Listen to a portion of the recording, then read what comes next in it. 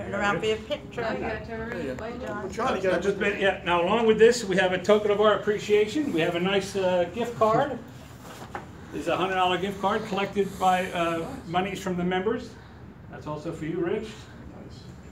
And one last thing here, we have a nice little desktop telescope for you to observe.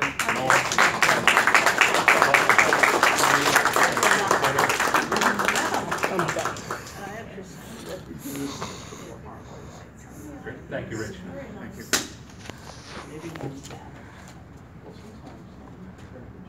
Would you like to say anything? Speech?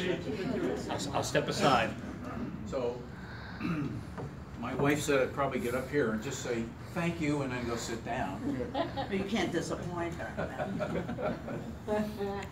I'd like to thank all of you for this award. It means a lot.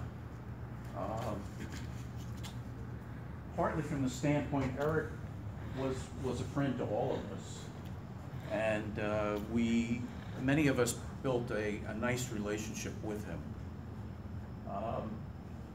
As John mentioned, I joined Astor in 1982. That was 38 years ago.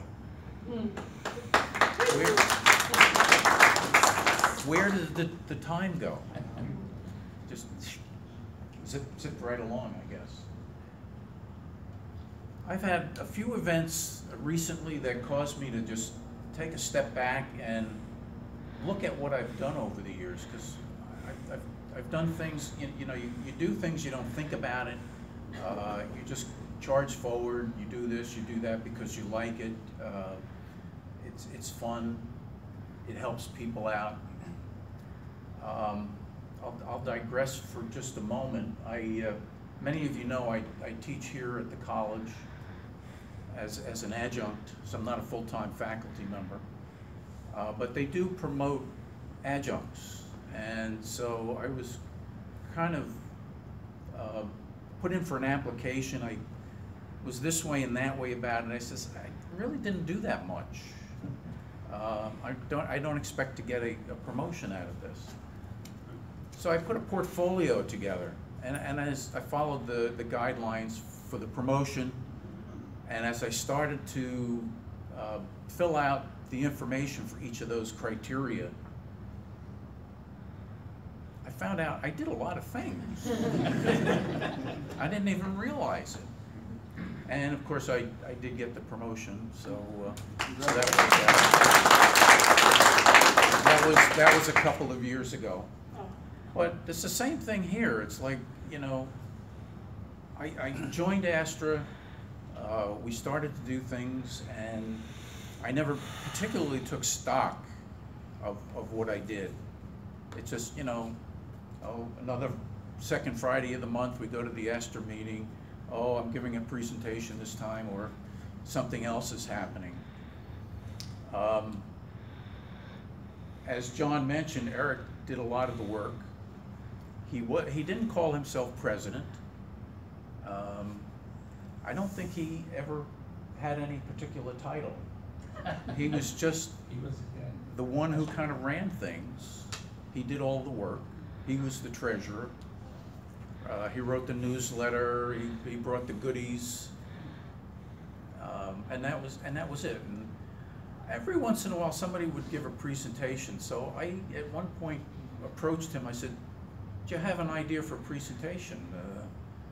Would you mind if I do it?" And I think he jumped at it because that was one less presentation he had to do, because he was pretty busy with the planetarium. He taught astronomy in the spring, and then he had the one in the fall, the navigation course. And so he was pretty busy. So this helped him out. And the first one I did was on distances in astronomy. It turns out it was a two-parter. There was so much information, I had to do it over 2 meetings, and he was doubly happy. So things kind of worked out. Then in '99, as John mentioned, I joined the planetarium staff, which is a part-time thing, as a presenter or lecturer. They keep changing the name. And Gene also was picked up at that time too, because Eric knew of Gene and I as from the astronomy club. So we both got to start to give presentations. In those days, the presenter also operated the equipment at the same time, which really wasn't that tough, and made a lot more sense. Today what they do is they have an operator and a presenter, which has its advantages as well.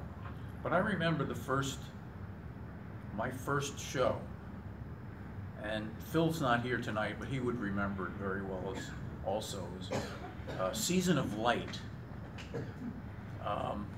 It's a story of not only Christmas, but Hanukkah, and all the things related to that time of year. There was one segment in there. Now today they have the Season of Light at the planetarium. It's all automated. Somebody flips a switch, the thing runs. Everything's automated, even the movement of the planets and things. But there was one segment in there where they started out with a conjunction of Venus and Jupiter near the star Regulus. And so that was fine. That kind of set up itself. Then the narrator continues on with the story that the constellation of Leo continues towards the west, and there was a triple conjunction with Jupiter. But at the same time, what we had to do is we had to turn the forward motion on Jupiter and the motion on Venus up to max.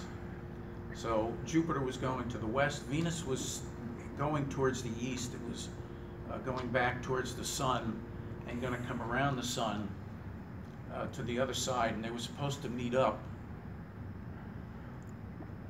And they had to meet up at the exact time that the narrator said that the two became one.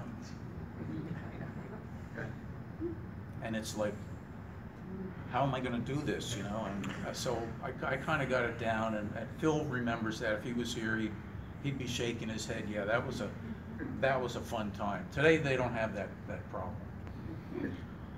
So 2000, yeah, Eric was going to retire in 2001. So 2000, he got Gene and Phil and myself, as well as him, together. We were given the label director of the club, just as kind of a transition. And then we formed the bylaws, and following that, then we had the elections. And as John mentioned, Gene became the first president, I was the first vice president, and Ro was the treasurer for life.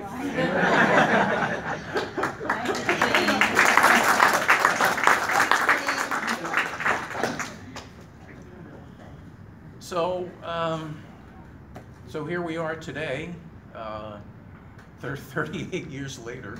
Not so long for some of you who just come on a little later. It's been a lot of fun.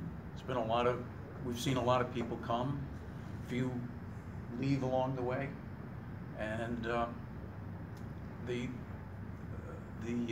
club seems to be building some steam and doing some good things now. So I think that's about it. Thank you. Thank you.